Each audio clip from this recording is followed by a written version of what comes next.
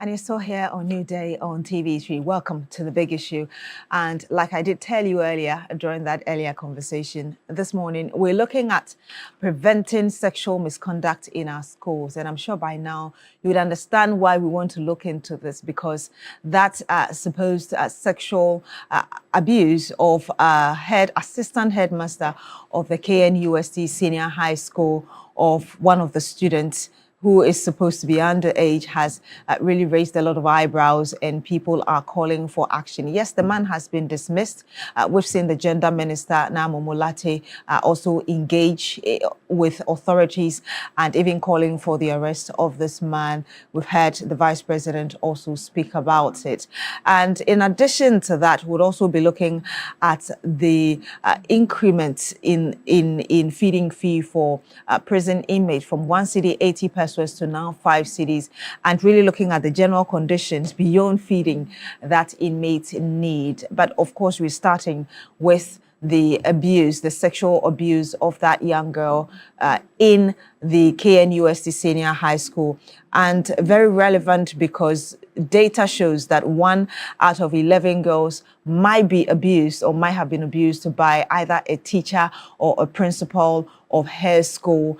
And a lot of data and statistics really coming in. Even a recently cited report or study by the UN, which was done in 2016, suggesting that about 27% of female students claim that they were propositioned or had sexual advances from their teachers, who are supposed to be their people who are guiding them and ensuring that they are protected. And we'll also go into the GES Code of Conduct as well. Thank you so much for joining us. We're joined on the panel by our usual Thursday panelist, Madam Rodley Ayana, who is a public interest advocate. Ma'am, it's always great to have you. Good morning to you. Good morning. It's always great to be here. We'll also have our presidential staffer, Nanaya Ajantwa, join us on the panel as well. And by video call, we'll have Sahadat to Ali Halid, who is with the Gender Equality and Social Inclusion Unit of the Africa Education Watch, as well as get Mr. Ibrahim Oponkwateng, who is Director, Crime Check Foundation, just to delve into the issues. But before we start the conversation, let us bring you excerpt of a documentary done by my colleague Godwin Asidiba titled Stolen Innocence before we go into the conversation. Watch this. The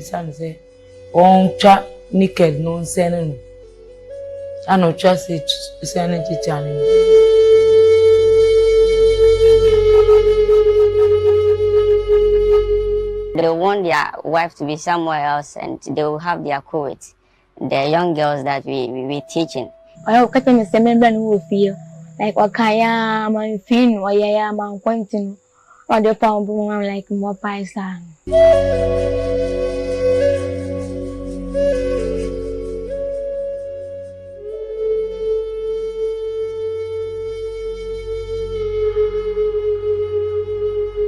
A disturbing practice has persisted in Achim Asafo in the eastern region of Ghana, where some teachers make sexual advances toward female students.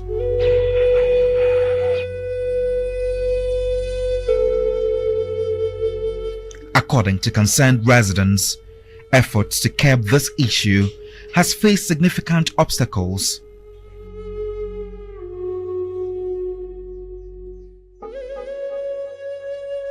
Kawe, a 15-year-old student, not her real name, fell into the trap set by her mathematics teacher at the Asafo Methodist Basic School when she was in junior high school 1. The teacher, in his 40s, had been making inappropriate advances toward her.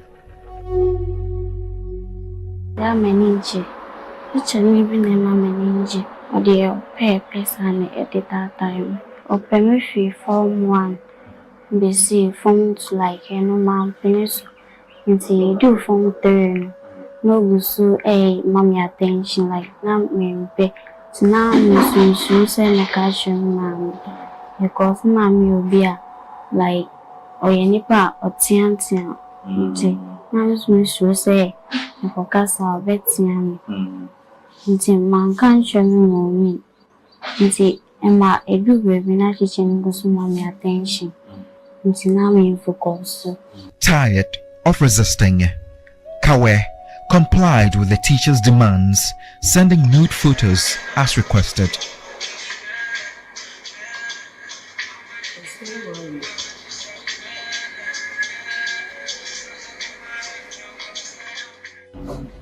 Me forcing say me Jamie who naked partner so that being to me. No, of forcing me or not draw my attention. Nti Emma mucha fitting me have my mommy face number. If you see me and I'm descending. Nti if it's your corner for music on me free class like a back class crowd or child like or to me yeah or pay us to no boy and baby to no boy and by us a girl be almost on their own bone like baby and all their child girls being Bible. They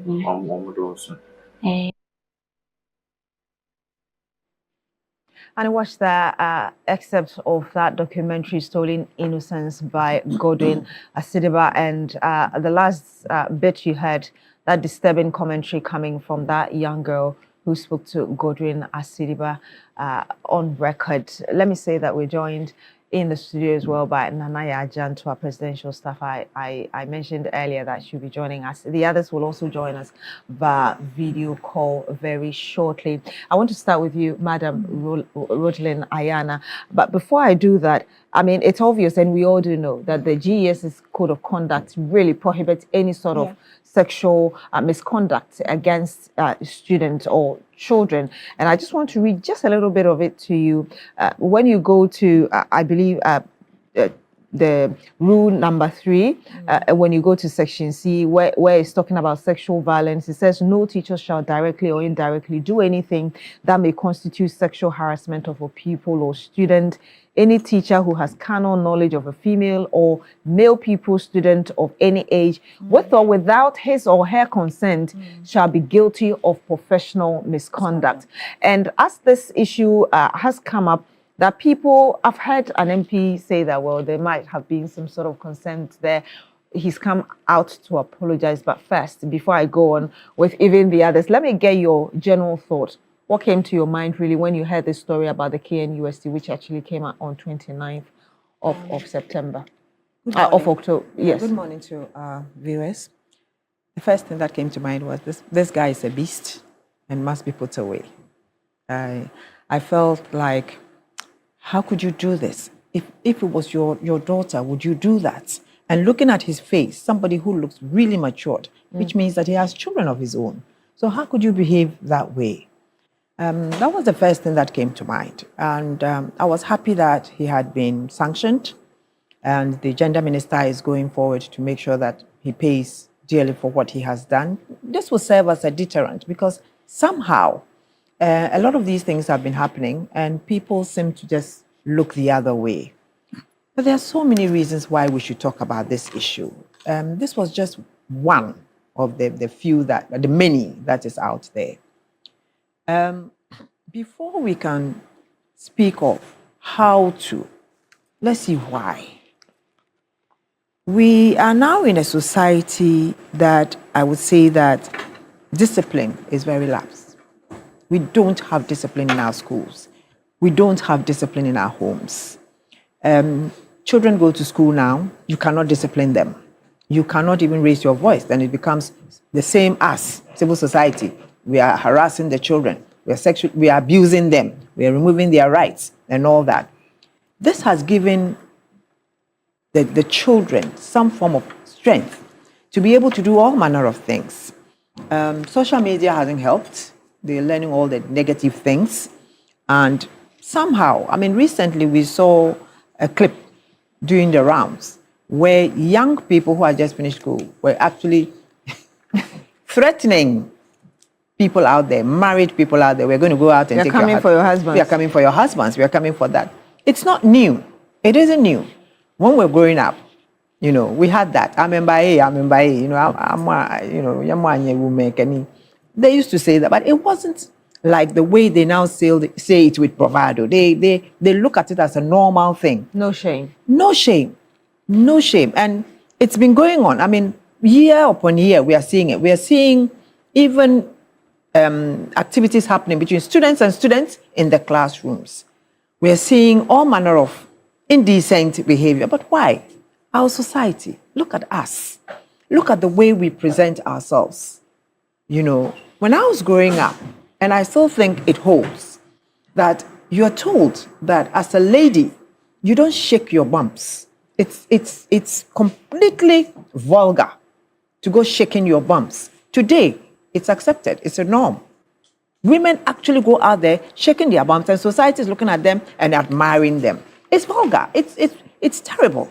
Then you see us pop our breasts, then shine them. Even now, it's taken a low turn because I think people spoke a lot about it. But those are the things that are happening. So many things we are doing as adults and as young people, you know, adolescents. They learn from us. They look at it and they think that it's okay. What kind of movies do we watch at home with our kids? You know, what kind of language do we use in front of our kids? The behaviors. You know, all those things that they're learning from us. So somehow, as parents also, we have lost it. We are not able even to talk to our children. You have to be able to talk to your child, your daughter especially, her first period. You should be able to educate her on all the issues that come with it. So that when she goes to school, she will at least be armed to face the teacher when the teacher says this and that. You understand? But these days, we don't do that. The young guys, you break a voice and, you know, your father is like, hey, young man, come and sit down. This is it. If you don't know and you touch this is what is going to happen. But now we all go out to work. Economic. So we go out to work. Everybody is looking for money. We don't even have time to sit and talk to our children. You understand? When you talk to your daughter, if she's your friend, she will tell you when the teacher is harassing her. She'll tell you when a young boy or anybody else is harassing. But we don't talk to them. So now it's peer pressure and a lot. So they just do what they want to do. So what can we do? We can start by doing the real parenting. Let's start by talking to our children. Let's start by telling them what is right and what is wrong.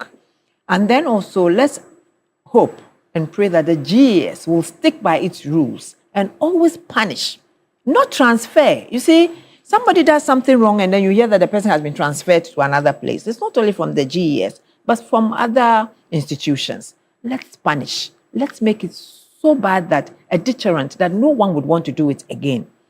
And then also, I think that pharmacies, one of the things that is making this thing to go, you know, kind of like haywire, is because of the after pill. Young ladies or young girls are beginning to think that it's toffee. I'll go and have sex and then go and take a pill and I won't get pregnant. So it's actually encouraging them to go out there. And then pharmacies are selling it. The pharmacists must be strict on who gets hold of these. That should be like the Medical and Dental Council, yes, really prescribing what drugs are off the counter and which ones are category A and the rest. So the young ones shouldn't be able to just get those drugs just like that. But they are getting it. As for condom, that's it. It's all over. You can buy it, scented, whatever. They have them. You understand? But these days, what we are seeing is a lot of teenage pregnancy, which definitely means that there is no condom use. So let's get that one also. Because you see, the education on venereal diseases, we have stopped mostly. Since HIV became controlled, nobody's talking about HIV, nobody's talking about syphilis, nobody's talking about gonorrhea and the likes. So these are the things that we must start doing. We must start talking.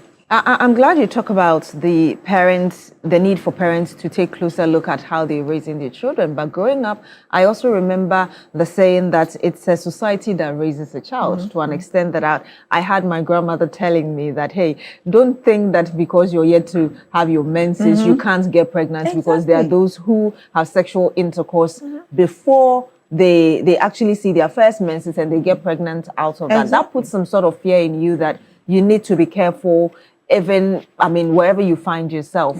And so that's why I want to ask you that you admitting the bit that parents are now very busy because of economy and a lot of activities. Shouldn't it be the entire family being concerned about how they are raising a girl or a boy through the community or the society?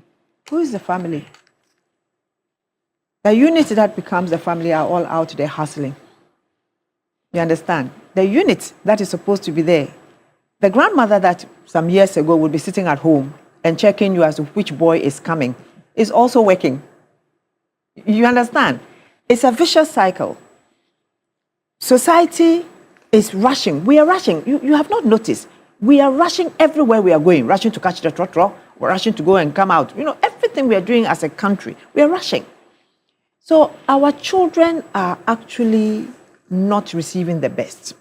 And, you know, we've learned a few things from social media, from friends, from travels, and the likes. Now we have house parties. Do you know what happens to those exclusive house parties? They're almost nudist camps. People know, what are we doing about it? And then we have a situation where people in society, big people in society, when they're having their parties, they make it a point to say, let's get a bus to go and bring university girls. Do you understand? Is it new? But it's something that is there. What are we doing about it? What are you as a parent doing when your child comes with a car, with a new phone, with a new set of clothes, with new shoes that you didn't buy? What are you doing? They hardly notice it. Because they're so busy out there chasing after money, chasing after worldly things. And then at the end of the day, we have so many teenage pregnancies. We have children going to school with no advice whatsoever. And therefore, they face the teacher, and that is the trouble. And most of these people are vulnerable because of lack of certain things. So the poor, their children are really suffering. Because when you send your child off to school, she has no money. She probably doesn't even have soap. Basic things like soap. You understand? A teacher takes that as a clue. You don't have money. Why is it that every day you are looking drab? You are looking this. You know, oh, come and get this money. Go and buy food. Go and, that is how it starts. We must look after our children. We must have time. Let me get your thoughts, Nana Ajantra. But before you even come in, let me say that we're joined by Sahadatu Ali Halid with the Gender Equality and Social Inclusion Unit of the Africa Education Watch. I'll be coming to you very shortly to get your perspectives. Nana, I realized that you were reacting to what Madam Ayana was saying. No, I'm very quiet this morning. Good morning to you and good morning to your viewers. Auntie, good morning. You see, this thing didn't start today. And I believe the fulcrum of our conversation goes around the video that was viral. Exactly, with the assistant headmaster's hand on the breast, so I am the breast saying and all that, of that. Who took that video? Do you get me? Then, yes, maybe the MP has apologized and everything. But looking at the other side, was there consent? Who took that video? That's the assistant headmaster's hand on the breast. And the girl did not pull the hand away. No. And took a video and it went viral. And laughing. And laughing. Was it not consent? I'm trying to get the point you're making. I'm just trying to ask that who took that video in the first place? So are you supporting the view of consent in I this am scenario? saying that we should also check our girls. How old is she anyway? Do you get me? As we bash the older ones, we should also check our girls. Because I always say that if you are in that situation, we've been young girls before, and you resist, you go through some punishment, but that resistance makes you feel good. Do you get me? So nobody has asked the question, who took that video? And who sent it viral? But the whole idea is that somebody in essence, she's a child. And so even if there was a supposed consent, that is still wrong. I am saying that it is wrong, but I'm saying who took that video. So we need to check our girls. They want to get material things. Even when they don't They haven't gotten to that stage. Do you get me? They watch social media videos and they see luxury out there. This social media is not helping us. So they see all these, some people will just flaunt their houses, some are AI generated, and when they see them, they become greedy. But we need to also, before a child goes to school, we need to also educate them. I want to say that this practice has not been there today. Teachers, male teachers, trying to sleep with female students. It is not today. Not to also talk about their own mates who rape them. And they don't talk about it. Beatrice, you see, everybody is talking about teenage pregnancy. Me, that is not my worry. Teenage pregnancy, you give birth to a human being. If you are serious, you go back to school. But if you contract HIV, you are doomed. Or syphilis. There is this, a doctor friend of mine said a young girl came to her and the girl looked wasted. Very beautiful girl. All the symptoms pointed to HIV, but she was praying in her heart that it is not it, but maybe something else. She did the test and that girl had HIV.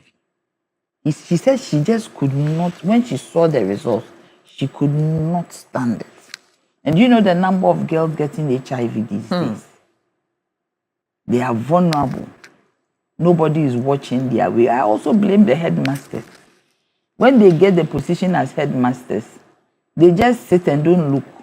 You see, when you have a lecturer's teacher, you should be able to see somewhat that this is a lecturer's one.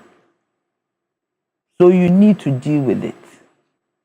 So if you're a headmaster of a school and you are not doing monitoring, finding out what is going on, house mistresses, house masters, instead of always being, the word is not coming, but being like people who are always on the children, beating them, shouting on them, you need to speak to them, put them in a corner, find out what is happening. If a child is in school and the child is not doing well, the child is not happy, as a house mistress or house master, you should know. You see, we are even talking about the ladies. What about the men?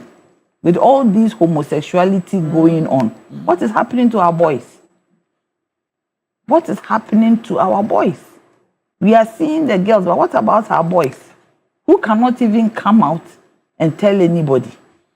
Maybe a teacher is touching a boy. A teacher is doing something. A teacher was touching a friend's son. Do you get it? And this boy was so depressed. So what is going on in that school, the boarding houses, what is going on, Beatrice? We need to really look at it. And as Auntie said, we the parents, we have left the raising up of our children to the teachers. We don't have time. Always going out hustling. But you need to have time. Me, I always have time for my children. My children are old. But even though I was busy, I'll make sure that you go to Sunday school. I make sure that we read the Bible. I'll make sure that we pray. I make sure that I put certain things in you for you to understand that there are things you cannot do. Do you get me? We have to make time, my dear, for our children. And I want to read to you sexual harassment and misconduct policy as put out by the University of Ghana. Of course, what we are talking about is pre-tertiary. Yes. But the way the University of Ghana put it out, it seems like it covers whatever we are discussing. And it talks about definition of sexual harassment and other forms of sexual misconduct. And it says that this is defined as in sexual harassment as an unwelcome conduct of a sexual nature, including unwelcome sexual advances, requests for sexual favors, and other verbal, non-verbal, written, electronic, graphic, or physical conduct or behavior of a sexual nature when submission or a rejecting of such conduct is made either explicitly or implicitly a term or condition of an individual's employment, academic standing, or participation in an educational program or activity. But I want to read this to you because of a point you made earlier, that sexual relationships that occur in the student-teacher context or in the context of employment, supervision, or evaluation present special problem. These types of sexual relationships are especially vulnerable to exploitation due to the difference in power and the respect that are often present between a teacher and a student, a supervisor and a subordinate, or a senior and junior colleague. As a result of this power differential, a student's voluntary participation in a sexual relationship with an individual in a position of power does not on its own demonstrate that the conduct was welcome. And you made a point about the young girl laughing. Yeah, why are you laughing? Yes, but again, this explains it clearly that because of the positioning of the individuals involved, irrespective, the person with the higher authority should rather be considered as somebody who probably didn't take the responsibility as he should be. And that's why I want to come to you on that. Why should you, little girl, laugh when an older man puts his hand on your breast? So I'm saying, assuming that these children are coming from homes where people are not guiding them as to what to do, you expect that people in such authority will be tougher and ensure the right things are done. I am saying that that young girl, there are things I don't want to say, but we are dealing with a certain yes. I even go beyond schools to older men who chase younger women. A friend of mine took a daughter to a Legon. When she got to the hall, the man said, "Take your child back home." The porter. Yes. The porter told my friend that take your child back home. Why? Yes. Because the porter said that the things that happen here, it is not good for the eyes. He actually told my friend things that cannot be said here. How these young girls are taken out by older men. Yeah. And it's in society. Yes, buying cars for them. They don't learn. I mean, It's true. This is from a porter, so I don't have, there's no evidence to the fact. So I can't say it publicly. Sex for grades. Yes. I mean, it is going on. So I believe that as you see, when God created Adam, he said something that sometimes we take it for granted. He looked at him and said, "This one cannot be alone." So it means we, the stronger species, always we should make sure that our daughters are protected.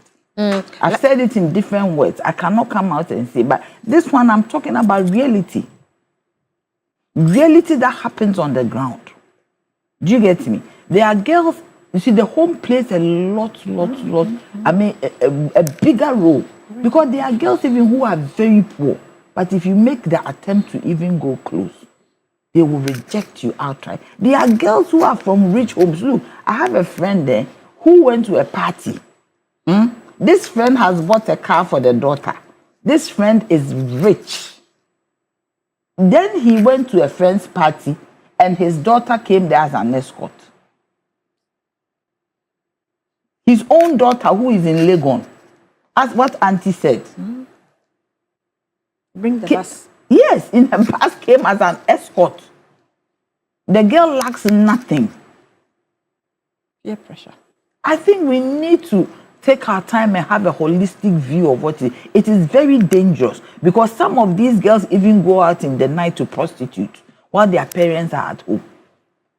What is going on is very, very dangerous. And the aspect of HIV, the number of young girls who are getting HIV and the number of these girls who are spreading the disease because they are angry that somebody has somebody has given them a disease. Because right now there's no education on the usage of condoms.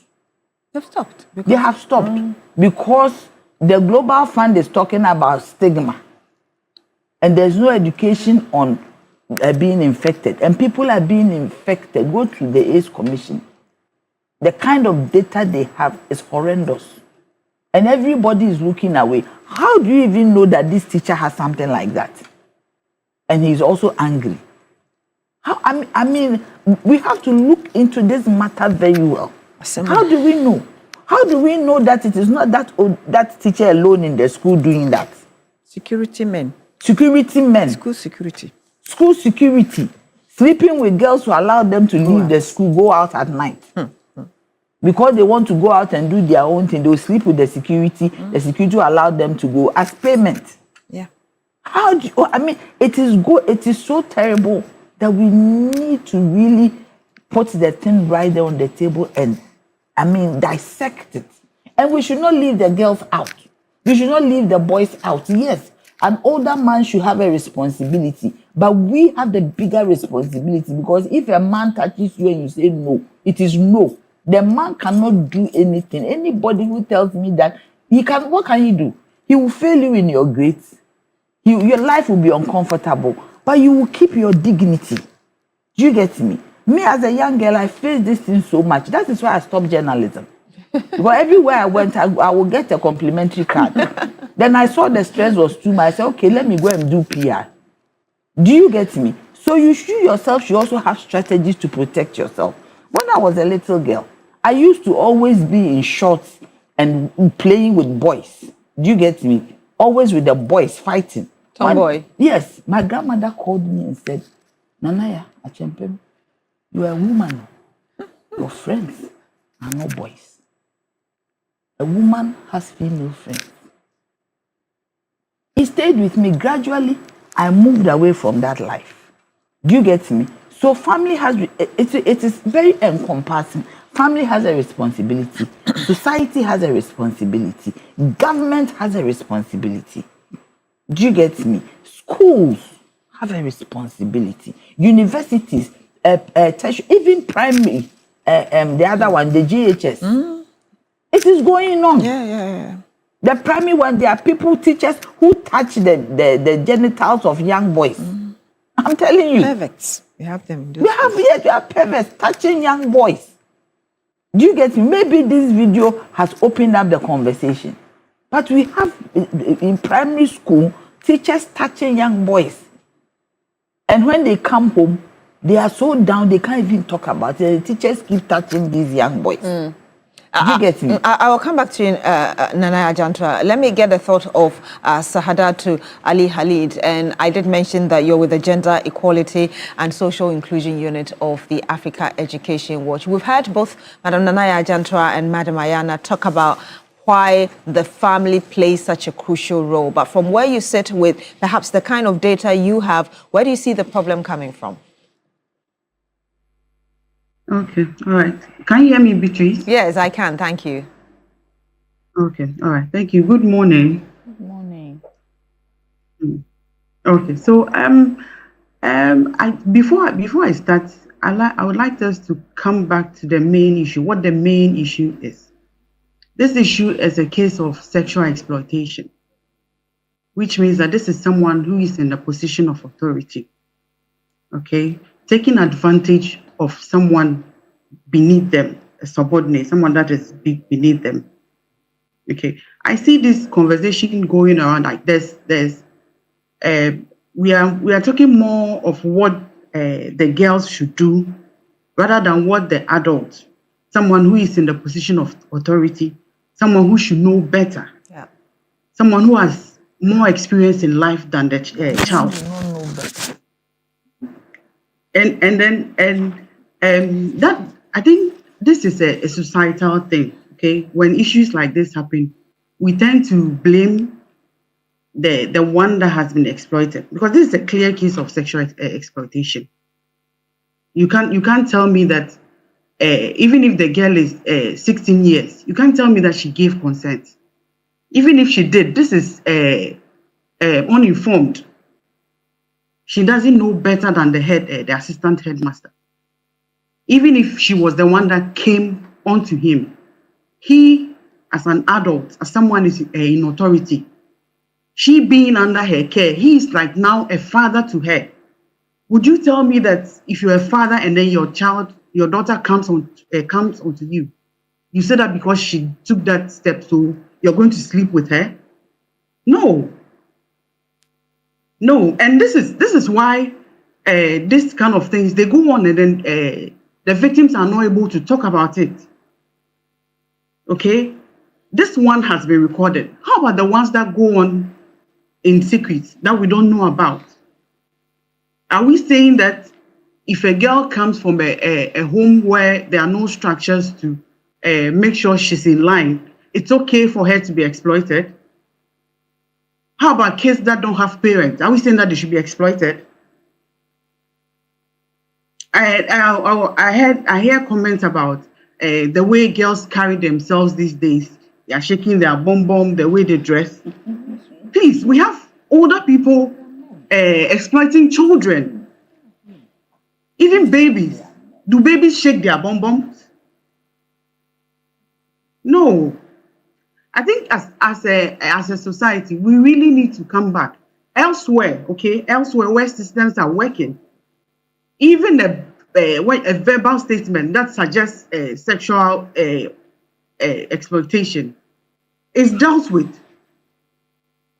Is dealt with. And when we do this, we encourage predatory actions. We encourage these people.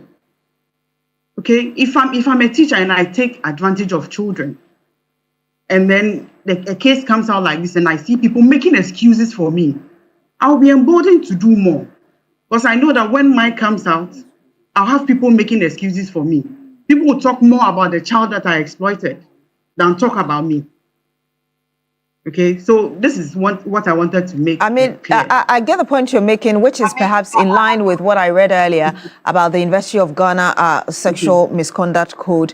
But again, I earlier read that the Code of Conduct of the GES, beautifully written in there. Would you say that perhaps the GES itself has not been forthcoming when it comes to monitoring its own code of conduct to ensure that teachers, head teachers, or people in authority are abiding by these rules, as it were?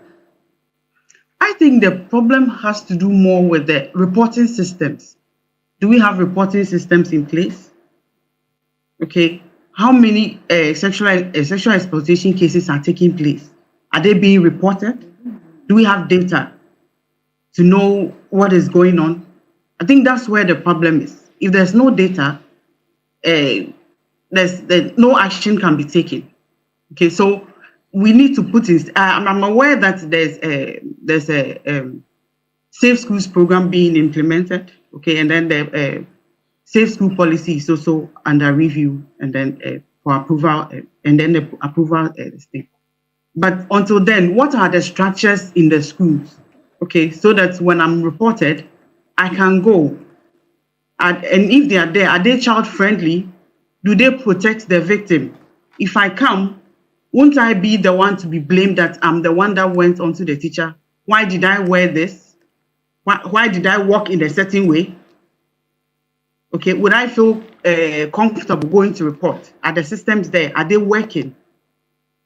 That is what we should be talking about. Let me get your thoughts on the responses so far. I mean, the moment this thing came out, the GES issued a statement, talked about investigation. We understand that he was removed. Yesterday, the gender minister also paid a visit, confirming that the man has been dismissed and saying she's taking steps to ensure that the police arrest this man. We've had the vice president also make commentary about it. How do you assess the response so far since this incident happened? Okay, so our statement on the 30th on the issue, okay, so in the statement we commended the GES for the action they've taken so far. Okay, but beyond this comments, okay, from people in authority, we are calling for a thorough investigation. Okay, and then when we talk about thorough investigation, we are not we want the scope. We don't want it to be limited to just this incident, okay? The scope should be opened, okay? We should find out, is the teacher doing this with other students, okay? And then whether there are other teachers who are also into this. So that is the next step. Yes, the head teacher has been dismissed, has been asked to step aside whilst investigation goes on. But we want the investigation to be broad. The scope should be widened so that we find out what really is going on in the school, so that we go ahead and then resolve the issue. I'll come back to the panel here, but let me ask you this. I mean, it's true that we don't seem to have proper coordinated data on this, except for the ones that come to the media like we're talking about now. How do you think that perhaps is worsening the situation now, day in and day out? Okay, so as I already mentioned, if there's no data, okay, we need to make informed decisions, okay, and it is data that will help us to do that. If there's no data, we don't know whether the structures, if there are existing structures, we don't know whether the structures are working, what needs to be fixed moving forward. Okay, so we need to come back and then make sure there are structures in the school, okay, to identify the sexual exploitation, to report it. And then when it is reported, there should be mechanisms for swift investigation. There should be mechanisms to protect the victim, okay? And then whoever is found culpable should be punished. And then, as was mentioned earlier, we should stop this transfer of a teacher. When he misconducts himself in one school, then he's transferred to another school, okay? A teacher who does this has no place in the school. He has no business being around kids in the school. Okay, and then beyond that, they should be prosecuted too. What kind of punishment do you expect be meted out to this man and any other person who's been involved in such a thing, aside from he being dismissed from his position? Okay, as we speak, I don't know the position of the law.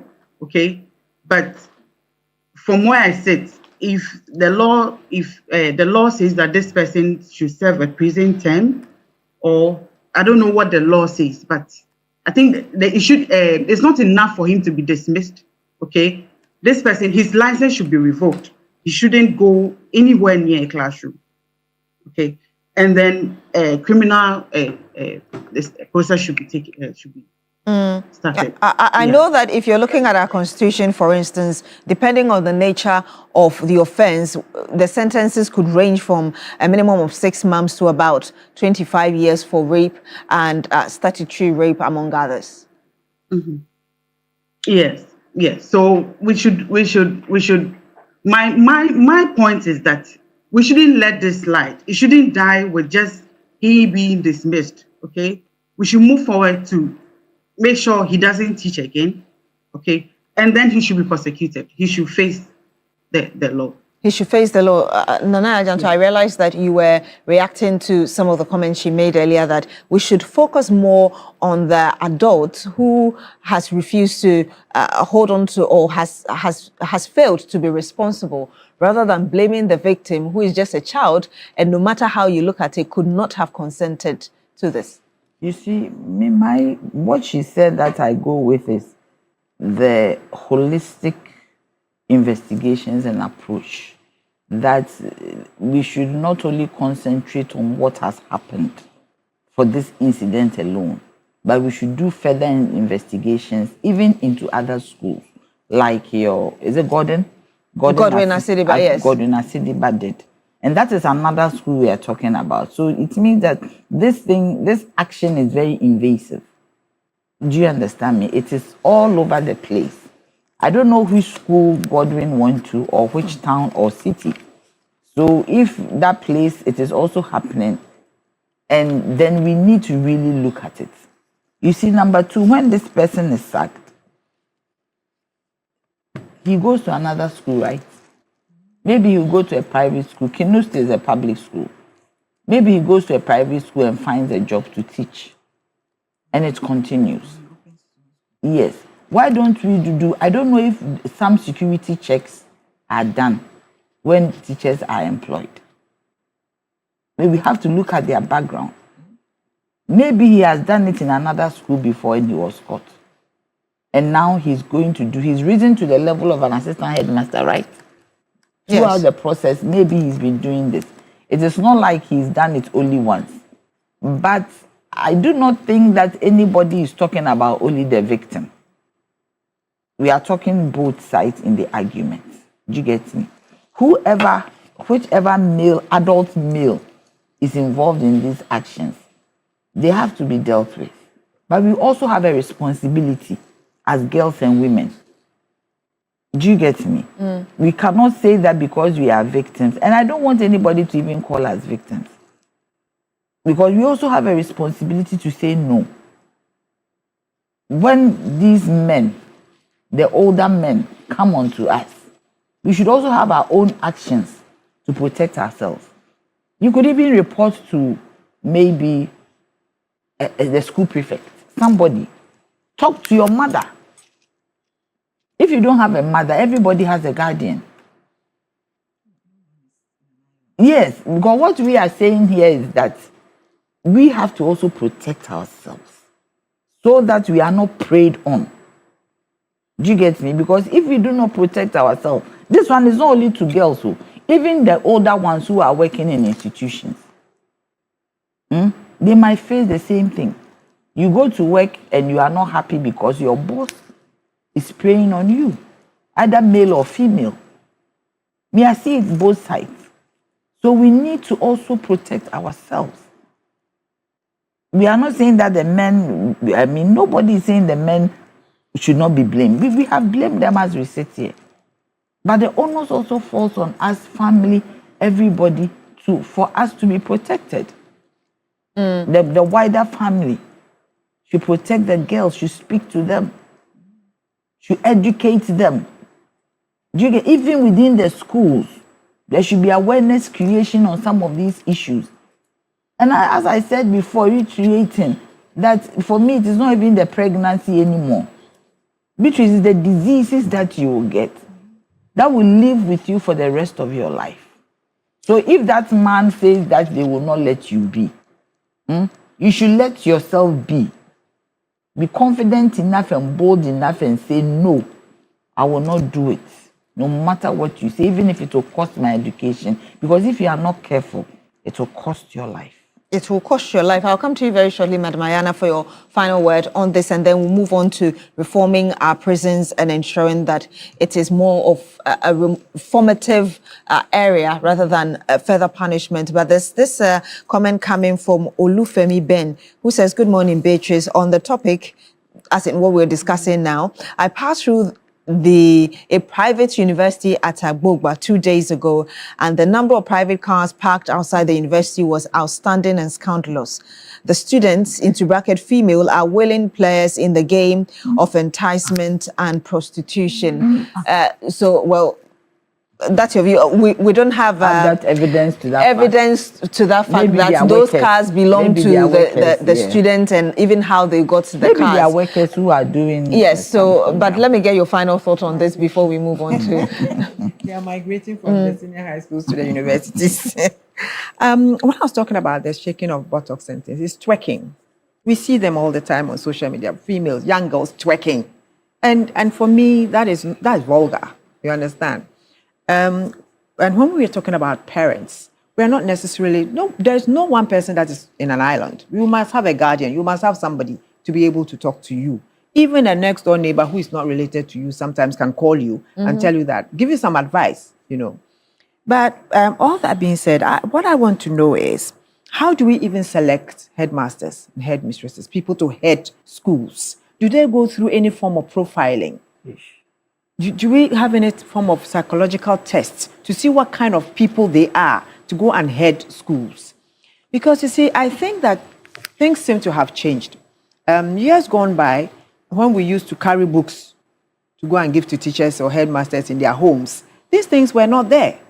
Because somehow, those headmasters knew their jobs, they knew their duties, that they were guardians of those children that are in the school with them. So what we are seeing in schools is a reflecting of society. Yes. The deterioration of morals in our society. Is the fact that today the girl child unfortunately sees sex as normal. It's nothing. It's not sacred anymore.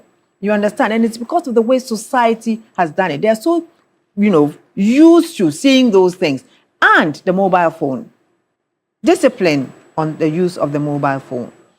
Mobile phones are also one of the things, because sometimes when you even hold it, you want to record all manner of things. Do this and let's record. And even though there are regulations that mobile phones should not be used in schools, they cannot, the schools are unable to actually, hold this policy. You still find students holding mobile phones. And it encourages these kinds of things. If there was no mobile phone, maybe we wouldn't have seen this and probably brought it out. So somehow, we need to be able to, as parents again, I think that it should start from the home. It should start from the Yes, home. we should talk to our girls. There's a statement coming from Idi Amin, says, good morning. Why do we always wait for something to happen before the institution starts to work? These schools do not have this institution helping the teachers to work well. We need to counsel the schools. Okay, so I'm trying to get clarity on what you sent me, but basically saying that we should be proactive rather than reactive. There's another one coming. Okay, there's no name, but it says, Auntie, this menace of sexual exploitation is all over. In the security services, banks, ministries, etc., traditional setting, etc., commanders are cowing young police women into submission. CEOs are subjugating their female workers. The DCs are forcing their female subordinates into sexual activities with them. Even chiefs do the same. Okay, we don't have evidence. Again, I'm just reading what you said me as in your opinion. Yes, maybe a piece of land.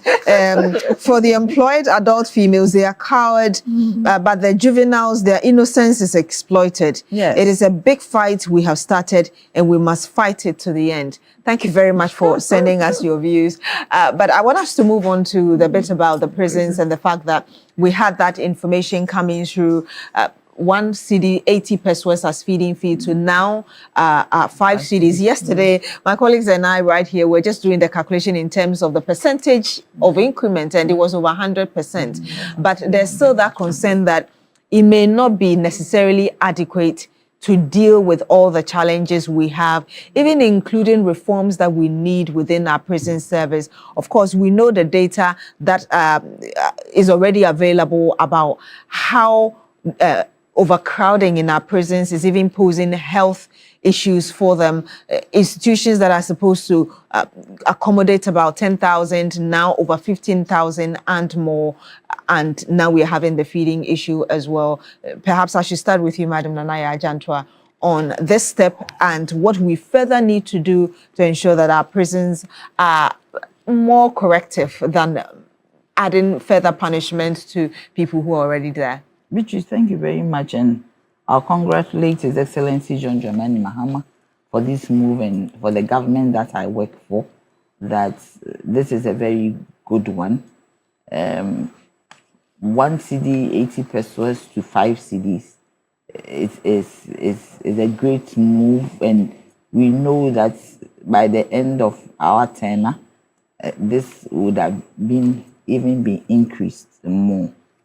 This shows that government is very particular about the vulnerable. You see, when you get into that prison, you become a vulnerable person, no longer a criminal. Because there are so many reasons why somebody going to prison. During the 2024 campaign elections, I did my campaign in the prisons. And we were advocating for an increase in feeding fee. As we went around the prisons, I went round with Mago. Good morning, Mago. I went round with Mago to most of the prisons in this country. And the conditions there are not good enough. The women have skills. They do slippers, they do key holders. But when you hear the reasons why some of them are there, somebody borrowed 50 cedis, somebody fought her rival, somebody slapped somebody. Do you get me? I think we have to go back to our laws and find a way to put in place the non-custodial sentencing act. Yeah. It is time that we did that, because when people are put in there in that situation, and you hear and you see, it is the productive section of our population, young boys, in the prisons, young women, As for the men, it is sad. You find somebody as young as 20 years, 18, from Boston, transferred to the prison. What are the crimes? Some of the crimes you just cannot comprehend. And you see in their faces they have lost hope. I think the reformative part of the prisons, we should start igniting it. Because they are there and they don't feel any hope. There was a young woman that I encountered. She was alone. You could see that she felt lost. And how she got there was the same supervision that we are talking about. She did something that she thought that she was going to enrich herself, and it landed her into trouble. So I think that it is time that we look at the Non-Custodial Sentencing Act. Because you see, I've heard it is steeped in this, the law that allows people to give money. I've forgotten the name. It will come. Do you get that when you do something and you return the money? It is steeped in there. But we need to have a Non-Custodial Sentencing Act. And that was actually a proposal that was championed by the late Interior Minister Makoyongo in 2015 after a report on a 2-day forum that was held. He pushing for it because of the overcrowding nature of our, or the how crowded our prisons are. But would you say that over the years, perhaps we've just paid lip services to these and we are not really paying attention to dealing with the problem as we should? We need to do, because you see, for instance, His Excellency Mahama is the only president who has visited the prisons. You remember he did. Then when he wanted to do some of these reforms, 2016, he left power. And I believe that this time round, he's very serious about it, because when he commissioned the prison director general, he actually spoke about reforms and also spoke about the fact that the prisons should be made productive, like they should go into farming.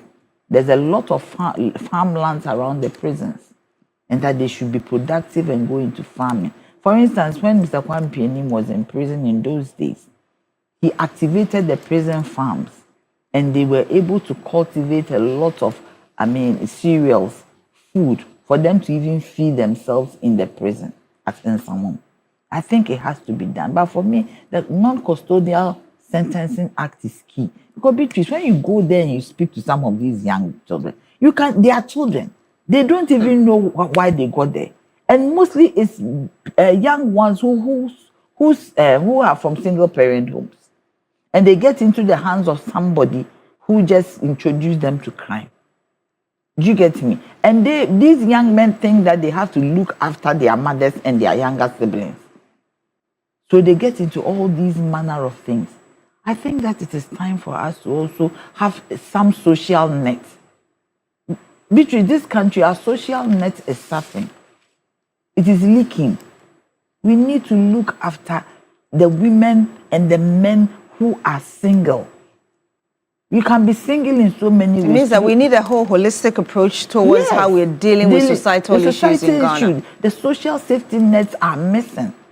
Do you get me? And some of these young ones get into prison because there's nobody protecting them. You hear some of the things they stole, maybe a phone, stole yam. And they are sent to 5 to 10 years. 5 to 10 years and more. Young men. One of the young men, he's now old. He said he pushed somebody and the person hit his head and died. That was about 30 years ago. He was 20. He has been in the prison 30 years. But this time, this person has reformed. Do you get me? We need to really look at some of these things to decongest our prison, also make them useful, put them in some trade, make sure that they go to school. Because whenever I go and I come back, I'm so depressed. So I tell myself that it could be anybody in there. In that prison are doctors, there are lawyers. You can get there. There are politicians. Anything. Anybody can get in there. So one of the prison officers asked me that, Madam, day in, day out, after every regime, you receive your people here. Why is it that when you come to power, you don't do anything about the prisons? You don't go to prison. Receive your people, meaning that politicians come here every day after every regime, change. So why are we not doing anything? And when they are there, they will promise that when they go, they will do something. When they come out, they forget. So we really need to look at that, because those are our brothers and our sisters. Those are human beings, Beatrice. They are not animals. An unfortunate situation sends somebody there. It does not mean that person is an animal. The person is a human being, and I believe that I know how passionate His Excellency Mahama is, and I know that our government is going to make sure that the prison is decongested, because it cannot continue like that. And I'll come back to you, and I'll also come back to you, Madam Ayana. But we're joined by Ibrahim Opon-Kwateng, who is Director, Crime Check Foundation. Good morning to you, sir. Thank you so much for joining us. Yeah, good morning. Yes, let me get your thoughts on this move by the government to increase the feeding fee from 1 cedi 80 pesos to 5 cedis, but really going beyond that, and what further things we need to ensure that our prisons serve the purpose they are supposed to serve. Right. Thank you very much. So let's start with the feeding fee, which has been increased from 1 cedi 80 pesos to 5 cedis. I think it's a step in the right direction. Better late than never. But we at Crime Check believe that it's not enough. It's not enough. We would definitely have to commend the president for taking that bold step, because I think for the past 10 to 12 years, it's not been increased. So definitely it's a step in the right direction. But it should have been increased, taking into cognizance the economic context. And perhaps there could have been broader stakeholder engagement. And so for me, for us here, it is still not enough. The prison service is inundated with a lot of challenges, well, you are fully aware. Take 5 cedis to the market. What does it buy? So it equals 1 cedi 66 pesos for breakfast, 1 cedi 66 pesos for lunch, and perhaps 1 cedi 65 pesos for supper. So let me ask you, will it achieve the desired results if the objective of imprisonment is for the reformation and rehabilitation of inmates? And if we want to make our prisons purely correctional institutions, then it is important that government realizes the need to support the Ghana Prison Service. Now, let's look at this. The prison service have, and I'm sure you may be aware, large tracts of land. Some of the prisons even have dams. If you look at the Utukam prison, to borrow the political phrase, they have the men, some with master's degree in agriculture. I'm talking about prison officers. So why haven't we expanded prisons agriculture? Of course, there wouldn't have been any need to even increase the feeding fee if successive governments, had put in place mechanisms to ensure that prison agriculture is expanded. They don't have to go and buy any land. They only need the inputs. We don't need to warehouse prisoners. They are being warehoused, and we are using our taxpayers' money to feed them.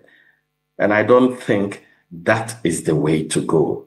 Prison administrations all over the world have evolved. So if we realize that, the inmates keeping prisoners instead of warehousing them, prisons administrations have become a sort of business. If you know what to do, then you get the desired results, the economic benefits from their incarceration, rather than see them as a relegated species who are always at the periphery. It's important that government takes a broader look at all these variables and then do something different. Aside from utilizing those who are behind bars, there's also the argument of the non-custodial sentencing, which will give people opportunity for community service, fines, probation, community supervision, and all of that. Why do you think that successive governments have failed at implementing this very thing that could help decongest the prisons, for instance? Perhaps I'm sure you could use your platform to ask successive governments. We have been drumming home the need for the passage of the non-custodial sentencing bill into law. It's so crucial. If you look at our prisons, 47 prisons across the country, the government of Ghana have added just about 4 or 5 since independence. All the structures are colonial structures that weren't meant even to be used as prisons in the first place. If you look at Tamale local prison, that is where the British kept their horses. We could go on and on and on. So there is the need. So with these structures unfit for human habitation, it's important we expand. If we don't have the means to expand, then should be a stronger legislative framework where we can change some of these outmoded laws to accommodate what would bring in proper reformation and rehabilitation. So we don't understand why successive parliaments, successive governments have failed to pass the non-custodial sentencing bill into law. It's so crucial. So I don't know. We in civil society are doing our part. We can only draw government's attention. We've been organizing press conferences. We've been bringing in stakeholders. So I don't know. Perhaps you could do a follow-up and ask why. Sometimes the perception is that when you haven't been to prison before, you don't know the conditions. You can just assume, you don't even think about it, and perhaps don't even understand the kind of conditions people are in. Do you think perhaps beyond the civil society organizations that you are involved in, Ghanaians should be more educated to raise the issue with the government, or whichever government is in power, to ensure that the right thing is done and we get the right results? Right. I think it is not even a matter of education. Everybody knows the, deplorable prison conditions. A child in the womb of the mother even knows. And so I think it is about certain unfortunate entrenched perceptions that prisoners are people who should be pushed to the periphery. They are not needed. All of them have committed crimes. But you and I know, if you watch some of our documentaries, some of them did not even commit the crimes, for which reason they have been convicted because of the challenges we have with our criminal justice system. We could go on and on and on. Shoddy police investigations, unscrupulous. There are lots of problems that have pushed people into prison. So it is not a matter of education. It's a matter of commitment. It's a matter of goodwill. It's a matter of understanding that these individuals are human beings. The prison, as we always continue to say, is everybody's potential second home. And the paradox is that it is only when politicians are in prison that they come singing songs of change. President Mahama has shown a strong commitment. I spoke to him around June last year. And what he said is that if you are talking about prison conditions to me, that you are talking to the converted, I understand. We went with him in 2016 to Nsawam. He understands the nuances. That is why the government should be commended. But what we are saying is that it is not enough. There should be a round table for all of us to know that the administration of prisons has evolved. There are so many frameworks that talks about the need to treat prisoners in a certain way. We know, all are aware of the Mandela rules on the treatment of prisoners, for instance. But just as I said, we are where we are because of entrenched perceptions that relegates prisoners to the background. Thank you so much. We'll have to end it with you, Mr. Ibrahim Oponkwatin, Director, Crime Check Foundation. Thank you for sharing those views with us. And I want to get your final word, Madam Rodlin, because I haven't come to you. Really, I realized you were reacting a lot, especially when we're showing the images from the prisons that we've been to. It's really sad. Like human beings will be packed like sardines. You're breathing somebody's toes. It's really sad. And for me, I'd like to say that we have to appeal to our judges also. Some of the judgments that they give, is such that you ask yourself, why should somebody, a young person, go and steal just a bunch, maybe of bananas or plantain, and you get 10 years? I mean, please. So we need a form of non-custodial sentencing. I also think that as it stands now, we should be able to use the prisoners. A labor force within there it's not a crime. If they can farm to feed themselves, if we can get, there are some people who are very good tailors in there. They can start sewing, even for government organizations, as a form of contract. They can organize them into groups to be useful to society and to themselves, and also to earn money. Of course, they should be paid. They need to be compensated for doing all those kinds of things. So I would rather say that we should look at them as another force that can be beneficial to society, and not just throw them away as if they're not. They're criminals, yes, but something triggered it, and I believe that, like Nanaya was saying, our social setup is such that anyone can fall prey to this. And so we shouldn't look at them. Prison is a correctional institution. You understand? It does, but you see, our young people go in there. If they go in there with maybe certificates, they come out with PhDs in crime. Because as you go in there, it's a survivor. So you learn new tricks. You learn all sorts of things. And this is something that we must look at. So I'm very happy. And I would say congratulations to His Excellency President Mahama and to the NDC for this, at least 5 cities, though it's not enough. But moving it from 1 city, 80 pesos to 5 cities is something, it's more than 100%, like you're saying. So I don't know why we should send people to jail and then feed them for free. They should be able to feed themselves. Like Mr. Ibrahim said, they have land. Why can't they farm? You know, Another side of looking at it as a business. Yes, they can farm. This government's in Kukon Ketenkete policy, why can't we send it there also? Let them look after their chickens, feed themselves with the eggs, and you know, we can do so much. If we use them, it would be good. And I think that even when you're walking around, people will tell that when they send you to Nsawam even for 2 hours, you come back a changed person. You get me? So you don't need that number of years. Yes, yes. You don't. If you even go in there for 4 weeks, you come out and you don't want to go in there. Again, yeah. And so maybe also we should organize, you know, some form of excursions for our political leaders. Occasionally, let them go into the prison just for a few hours. Is that in the US? Yes, go into the prisons for a few hours just to see how they are. Maybe when the stench and everything hits them, they will know that maybe if they bring me here, it won't do. It will stop corruption somehow also, and all that, you know. But I think that generally we have not managed our prison system well. We have not managed our prison systems well. We'll have to end it here on that note. Thank you very much, Madam Rodelyn Ayana, public interest activist, as well as to you, Mr. Ibrahim Oponkwatin, Director, Crime Check Foundation. You joined us via video call. To you as well, Madam Nanaya Ajantwa, presidential staffer. And earlier we had as well Sahadatu Ali Halid, who is with the Gender Equality and Social Inclusion Unit of the Africa Education Watch. Thank you so much for joining us on this discussion.